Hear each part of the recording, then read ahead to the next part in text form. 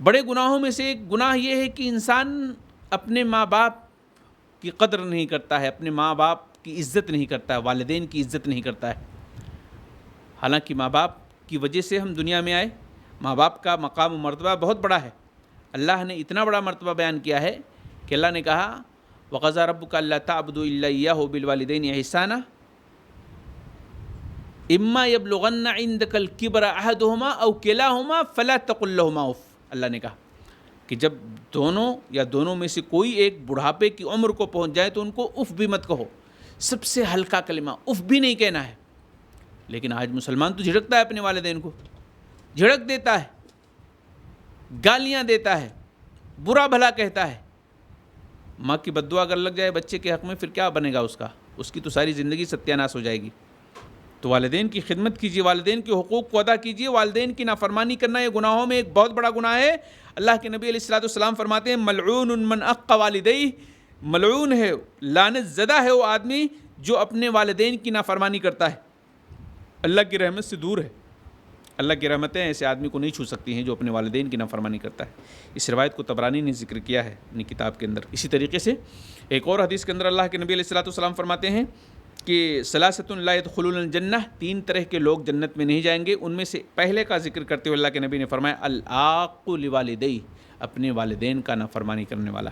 اسے امام نسائی نے اپنی کتاب سنن نسائی کے اندر ذکر کیا ہے۔ بعض دفعہ ایسا ہوتا ہے کہ میاں بیوی ہیں، ان کے ساتھ میں والدین بھی ہوتے ہیں۔ انسان اپنی آخرت کو بعض دفعہ تباہ کر لیتا ہے اپنی بیوی کی وجہ سے، اپنی بیوی کی وجہ سے اپنی آخرت کو تباہ کر لیتا ہے، یعنی اپنی بیوی کو ترجیح دیتا ہے، اپنے والدین کو دھتکارتا ہے، اپنے والدین کو گالی گلوچ تک دے دیتا ہے۔ ایسے بھی سماج کے اندر بہت سارے لوگ اپنے والدین سے نفرت کرتا ہے، والدین کو بھوکا رکھتا ہے، والدین کا خیال نہیں کرتا ہے، والدین کو دوا اور علاج نہیں کراتا ہے، لیکن اس کے مقابلے میں اگر اس کی بیوی کا جو ہے سر درد ہوتا ہے تو بڑے سے بڑے ہاسپٹل میں لے کر جانے کی کوشش کرتا ہے۔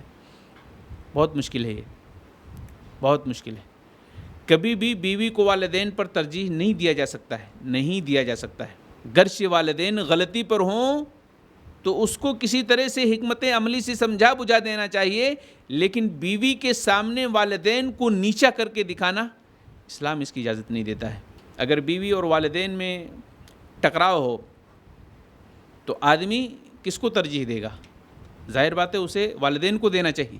ہاں اگر والدین غلط بات کی طرف آپ کی رہنمائی کریں، غلط کام کرنے کے لیے کہیں تو آپ ان کی بات کو ٹھکرا سکتے ہیں، لیکن ترجیحات کی جہاں تک بات ہے کہ ایک مسئلہ ہے اس میں بیوی بھی ہے اور والدین بھی ہیں، اب کس کی بات کو مانا جائے؟ جس کو ترجیحات کہتے ہیں تو ترجیحات والدین کو دینا چاہیے۔ یہ ایک واقعے کے ذریعے سے ہم سمجھنے کی کوشش کر سکتے ہیں۔ آپ جانتے ہیں کہ پہلے زمانے میں اللہ کے نبی علیہ الصلوۃ والسلام نے اس حدیث کو بیان کیا ہے، غالباً بخاری کی روایت ہے کہ ایک آدمی جو ہے بکریاں چراتا تھا، بکریاں چراتے چراتے بہت دور نکل گیا تھا۔ میں مختصر کر کے بتا رہا ہوں۔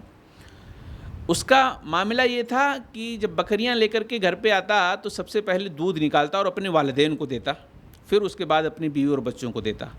یہ آدمی ایک روز بکریاں چراتے ہوئے دور نکل گیا اور جب گھر پر آیا تو اس کے والدین سو چکے تھے۔ اب جب آتا ہے دودھ نکالتا ہے تو اب شش و پنج میں رہتا ہے کہ کیا کریں، کنفیوز ہو جاتا ہے کہ کیا کریں۔ والدین سو رہے ہیں، بچے ادھر بھوک سے تڑپ رہے ہیں، اگر والدین کو جگاتے ہیں تو والدین کی نیند میں خرابی آ جائے گی، خلل آ جائے گا، اور ادھر بچے کا منہ دیکھوں کہ والدین کا منہ دیکھوں۔ بہرحال اس میں کھڑا رہا، پوری رات گزر گئی۔ جب اس کے والدین بیدار ہوئے تو وہ دودھ کا پیالہ پہلے اپنے والدین کو پیش کیا، اس کے والدین نے پیا، اس کے بعد پھر اپنے بیوی بچوں کو پلایا۔ تو کہنے کا مطلب یہ ہے کہ اگر ترجیحات کی بات آ جائے تو والدین کو ترجیح دینا چاہیے۔